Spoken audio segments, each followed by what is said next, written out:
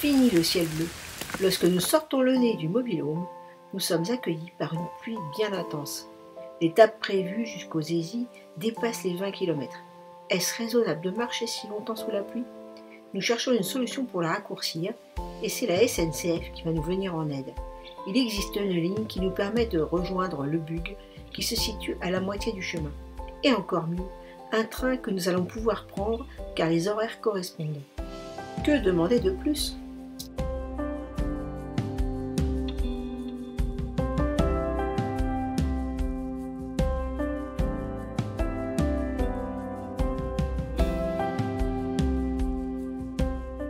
Saint-Cirq est un village typique du Périgord noir avec ses maisons aux murs jaunes. La falaise abrite plusieurs habitats troglodytes et une maison forte domine la vallée de la Vénère. La grotte du Sorcier, abritée elle aussi par la falaise, peut se visiter, mais il vaut mieux prévoir et réserver par téléphone.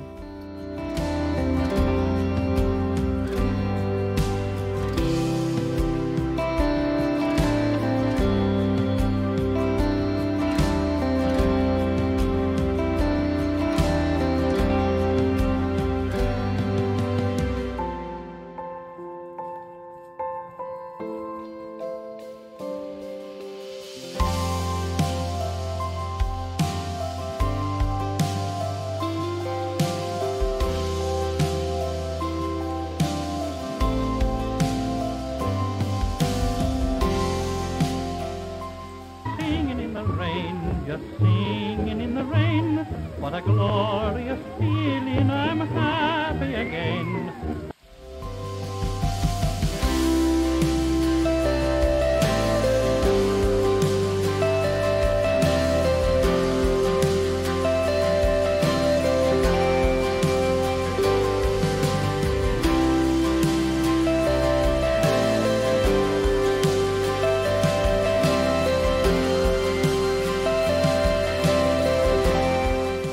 Quand on tourne la tête, voilà ce qu'on voit. C'est-il pas beau ?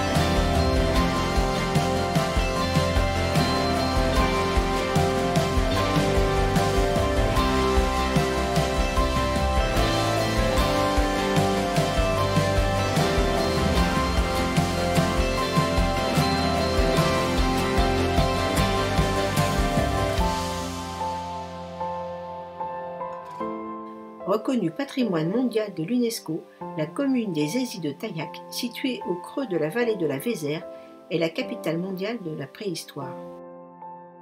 Le pont-route datant de la fin du XIXe siècle a été complété d'une passerelle pour piétons de 2,30 m de large, imaginée à la manière des ponts chinois anciens. Elle ondoie d'une rive à l'autre au rythme des voûtes du pont.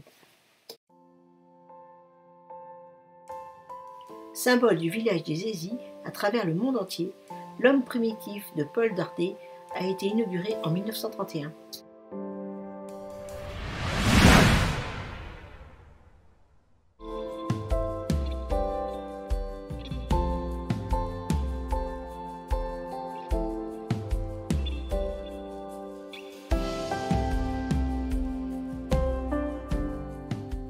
Une forêt bien humide qui a des airs de forêt tropicale.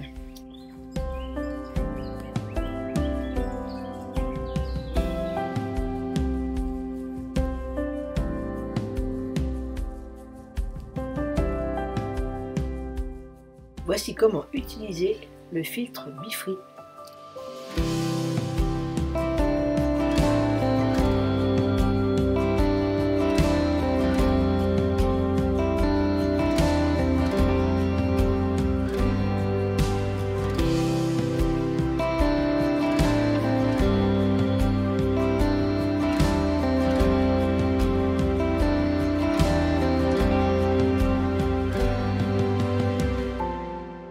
Comarque a été construit entre les XIIe et XVIe siècles. Ses défenses, ses fossés successifs et son donjon vertical haut de 80 mètres sont bien conservés. Le château surplombe un écrin naturel protégé en vallée de la Vézère.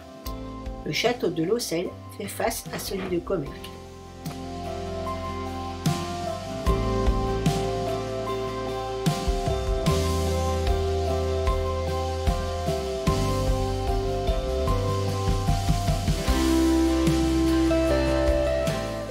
Nous arrivons aux cabanes du Breuil, près de Sarlat, et la visite n'est à manquer sous aucun prétexte.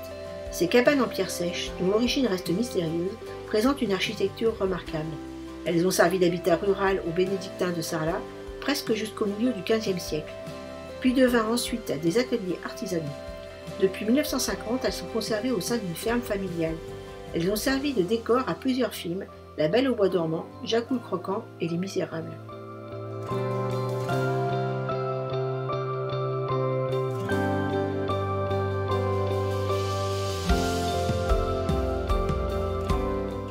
Construit à partir du XIIIe siècle, le château de Campagnac a été anglais avant de devenir français. C'est actuellement la propriété de la ville de Sarlat depuis 1980. Actuellement, il dort, mais sa situation au sein d'un parc boisé attire les promeneurs qui peuvent l'admirer à loisir.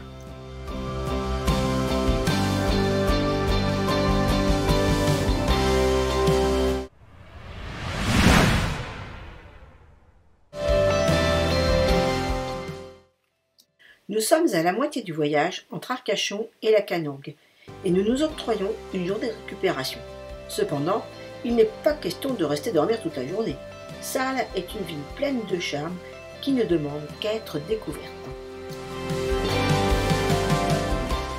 La statue de bronze de Gérard Rolliac, le badaud, est installée sur le mur au-dessus de la place de la Liberté depuis 2002. Ce badaud contemple le va-et-vient des nombreux touristes de cette place très fréquentée. Le groupe des oies de Sarlat a été imaginé par François-Xavier Lalanne pour rendre hommage à la ville de Sarlat-la-Canéda et à son patrimoine culinaire. Elles sont bien grasses, saisies dans une attitude de curiosité et animent la place du marché.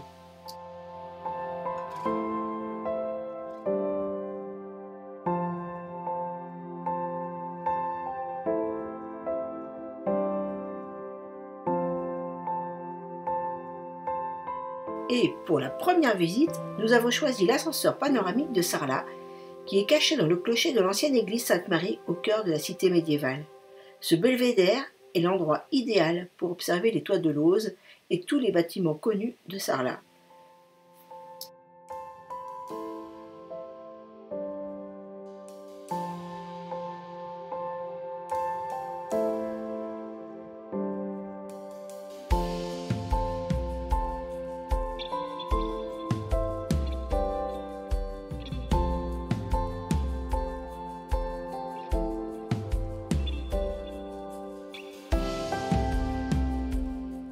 Le manoir de Gisson est le seul des nombreux monuments historiques de Sarlat qui peut être visité. Il date du XIIIe au XVe siècle et il est composé de deux bâtiments reliés entre eux par une tour hexagonale. Nous visitons tout d'abord la partie consacrée à la découverte de la vie courante de la noblesse sarladaise, en particulier la famille Gisson. La restauration de chaque pièce est magnifique, nous permettant de vivre l'ambiance de la noblesse sarladaise du XVIIe siècle.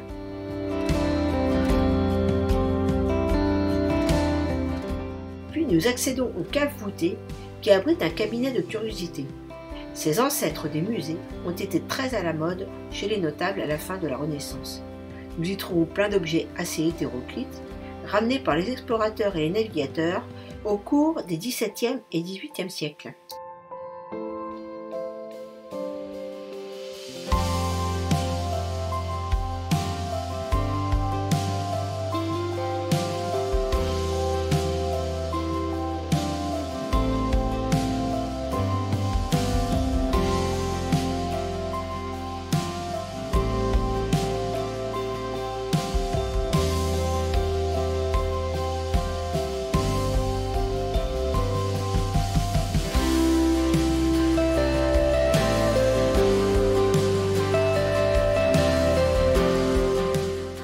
d'abord église abbatiale romane du XIIe siècle, elle est devenue cathédrale au XIVe siècle.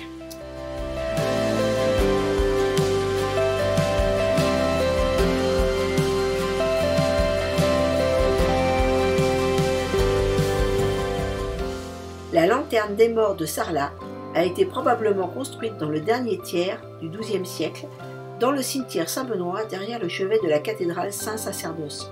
C'est une chapelle sépulcrale qui aurait été construite pour commémorer le passage de Saint-Bernard à Sarlat en 1147. Il aurait béni des pains ayant miraculeusement guéri des malades.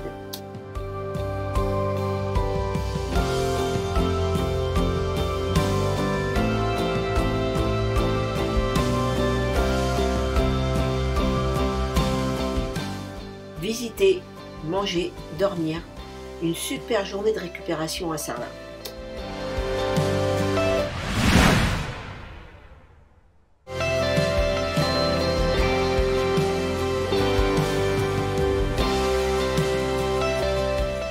Et c'est parti pour une belle journée bien longue de rando sous le soleil pour rejoindre Souillac où nous sommes attendus.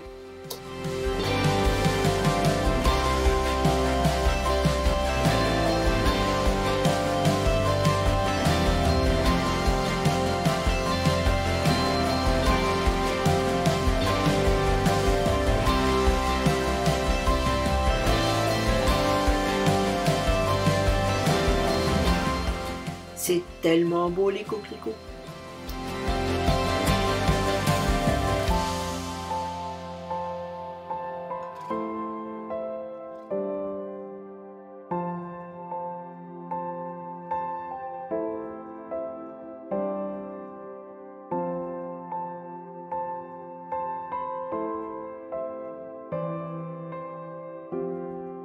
C'est ce qu'on appelle avoir une araignée au plafond.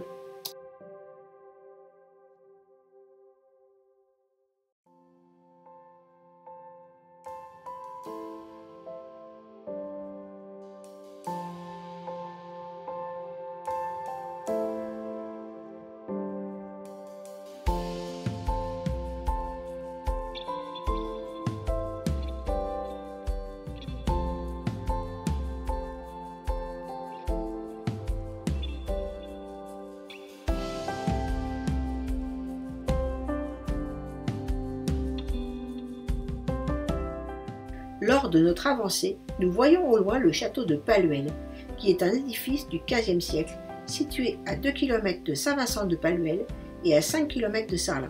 Il est inscrit à l'inventaire des monuments historiques depuis 1927. Palluel veut dire marécage, marais, en latin paludellum, et il est bâti au sommet d'une colline qui domine la vallée marécageuse du ruisseau de l'Hénéa. Il a été incendié par la division SS Das Reich en 1944, avant le massacre de Radour-sur-Glane. Il est apparu dans le film Le Tatoué de Denis de la Patelière avec le fameux duo Louis de Funès et Jean Gabin.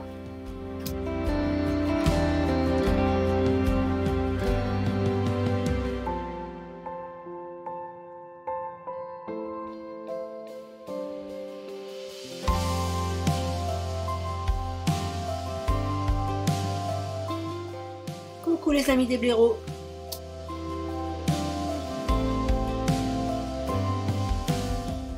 À peine plus loin, voici le château de Cirey à Prat-de-Carlux.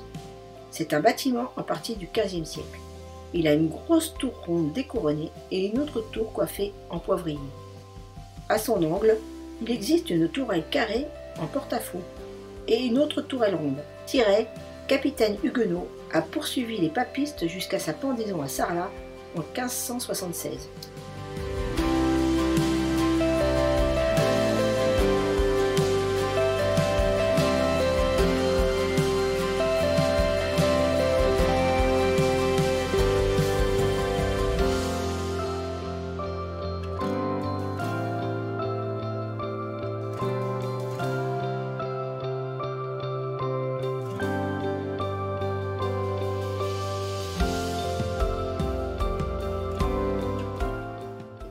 Encore un château, ou ce qu'il en reste, à Carlux, quelques kilomètres plus loin. Ce château date du XIe siècle et la visite est autonome et gratuite. Il reste à voir le donjon, les remparts les vestiges du corps de logis. Il est également inscrit à l'inventaire des monuments historiques.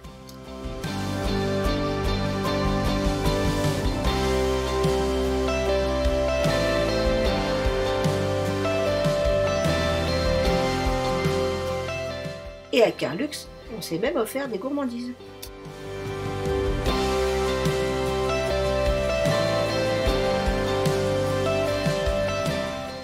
Rien de tel qu'une belle montée dans les bois pour digérer le repas de midi.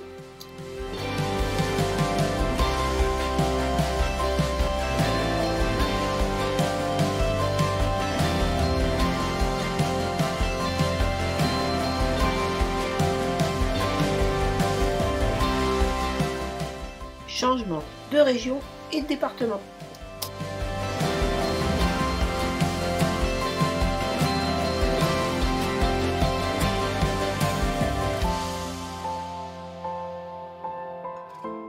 Quelle étape magnifique, quel défilé de châteaux. Nous sommes passés du Périgord au Quercy et nous allons passer une très belle soirée chez notre ami de Brive qui nous attend à la gare de Souillac. Pour la suite, nous allons suivre la vallée du Lot et emprunter la voie de Rocamadour du chemin de Compostelle. Mais ça, c'est au prochain épisode.